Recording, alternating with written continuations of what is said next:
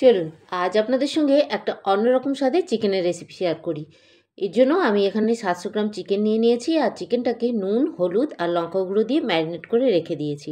এবার গ্যাসের উপরে একটা তারের জালি বসিয়ে দিয়েছি, মানে যে রুটি শাঁখাগুলো হয় সেটাই বসিয়ে দিয়েছি।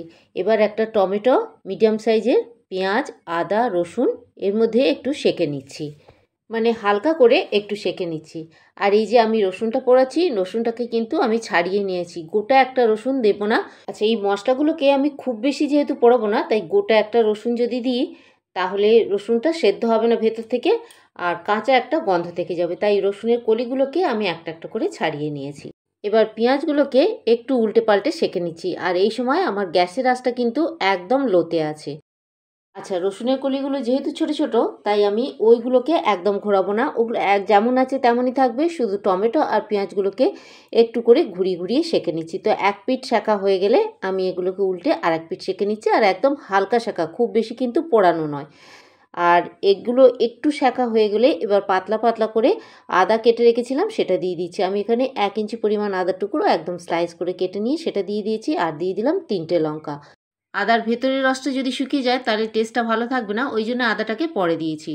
আর যদি আপনারা এখানে শুকনো লঙ্কা দিতে চান তাহলে সমস্ত কিছু হয়ে যাবার পর তারপর কিন্তু শুকনো লঙ্কা একটু পরিয়ে নেবেন। তো মোটামুটি 2 থেকে 3 মিনিটের মতন এগুলো উল্টে পাল্টে একটু সেঁকে নিয়েছি। তারপর টমেটোর খোসা ছাড়িয়ে নিয়েছি, আর রসুনের যতটুকুনি ছাড়ানো যায় ততটুকুনি ছাড়িয়েছি।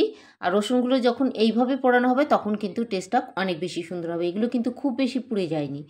এবার সমস্ত মশলা মিক্সিতে দিয়ে একটা পেস্ট তৈরি করে নিচ্ছি, আর আমি একদম জল দেবো না, যেহেতু টমেটোটা দেওয়া আছে পেস্টটা অনায়াসে তৈরি হয়ে যাবে। তো দেখুন পেস্টটা তৈরি হয়ে গেছে, আর যেহেতু পোড়া মশলা রঙটা একেবারে কালো কালো হয়ে গেছে। একদম বেসিক মশলা দিয়ে তৈরি এই রান্নাটা কিন্তু খেতে দারুণ টেস্টি হয়। তো এখন এই মশলা থেকেই 2 চামচ মতো মশলা নেবো, নিয়ে চিকেনটাকে আর একবার ম্যারিনেট করে রেখে দেবো। প্রথমে ম্যারিনেট করেছিলাম নুন, হলুদ আর লঙ্কা গুঁড়ো দিয়ে, এখন এই মশলাটা দিয়ে ম্যারিনেট করে রেখে দেবো। তবে এই ম্যারিনেশনের সময় খুব বেশিক্ষণ লাগবে না, যতক্ষণ আমি রান্নার জন্য প্রিপারেশনটা আরেকটু এগিয়ে নিয়ে যাব ততক্ষণ এটা ম্যারিনেট করা থাকবে। মানে এই রান্নাটায় যে মশলাগুলো লাগবে সেই মশলাগুলো আমি একটু কেটে নিচ্ছি। আচ্ছা, তরকারিতে দেওয়ার জন্য আমি 3টে পেঁয়াজ এখানে নিয়েছি। তো অর্ধেকটা আমি সেঁকে নিয়েছি আর অর্ধেকটা আমি কুচিয়ে নিয়েছি। তো সমস্ত মশলা আমি রেডি করে নিয়েছি, আর চিকেনটা 15 মিনিট মতো ম্যারিনেটও হয়ে গেছে। এবার কড়াই তেল দিয়ে দিলাম বেশি কিছু গরম মশলা, এলাচ, দারচিনি, লবঙ্গ, আর যে পেঁয়াজ কুচিয়ে রেখেছিলাম দিয়ে দিলাম সেই পেঁয়াজটা। এবার একটু ব্রাউন ব্রাউন করে পেঁয়াজটাকে ভেজে নিয়ে এর মধ্যে দিয়ে দিচ্ছি কাশ্মীরি লঙ্কা গুঁড়ো।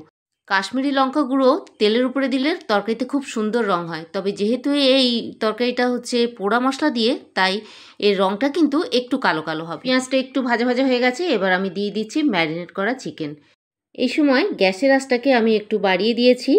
চিকেনটাকে খুব ভালো করে নাড়াচাড়া করে লাল লাল করে ভেজে নিতে হবে। বেশ লাল লাল করে ভেজে নিলে তবেই কিন্তু তরকারির টেস্টটাও অনেক বেশি সুন্দর হবে। তবে যেহেতু এর মধ্যে পোড়া মশলা আগে থেকে একটু মেশানো আছে, তাই রঙটা হয়তো অতটা বুঝতে পারবে না, তবে একটু খেয়াল করে দেখবেন আমি চিকেনটাকে কিন্তু খুব লাল লাল করে ভেজে নিচ্ছি। তো এইভাবে একটা একটা করে উল্টে পাল্টে চিকেনগুলোকে বেশ লাল লাল করে ভেজে নিচ্ছি। আর যেহেতু গ্যাসের আঁচটা হাইতে আছে, তাই চিকেন থেকে একদম জল বেরোবে না, আর খুব সুন্দরভাবে ভাজা হয়ে যাবে, আর চিকেনটা একটু ভেতর থেকে টেন্ডার থাকবে। তো বেশ কিছুক্ষণ নাড়াচাড়া করে আমি চিকেনগুলোকে খুব ভালো করে ভেজে নিয়ে এবার বাকি যে মশলাটুকু ছিল সেটুকুনি এর মধ্যে দিয়ে দিচ্ছি। এবার হালকা একটু নাড়াচাড়া করে মশলাটাকে চিকেনের সঙ্গে মাখিয়ে নিয়ে এর মধ্যে কিছু গুঁড়ো মশলা আমি অ্যাড করে দিচ্ছি। দিয়ে দিচ্ছি 1 চামচ ধনে গুঁড়ো আর 1 চামচ জিরে গুঁড়ো, আর দিয়ে দিলাম হলুদ। আর বেশি কিছু ড্রাই মশলা লাগবে না। এই সময় যদি আপনারা শুকনো লঙ্কা দিতে চান তো দিতে পারেন। আমি যেহেতু কাঁচা লঙ্কায় রান্নাটা করছি তাই শুকনো লঙ্কা এখানে দিলাম না। এবার মশলাটা দিয়ে একটু হালকা করে নেড়েচেড়ে নেবো, যেহেতু মশলাটা পোড়ানো হয়েছে তাই খুব বেশিক্ষণ কষাতে হবে না।